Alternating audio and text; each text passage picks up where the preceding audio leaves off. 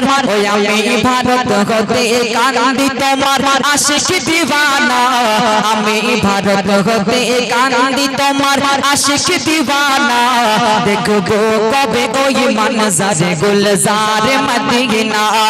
দেখবো কবে ওই মনজারে গুলজারে মদিনা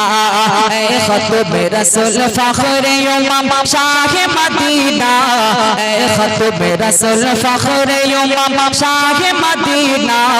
দেখবো কবে ওই মনজারে গুলজারে মদিনা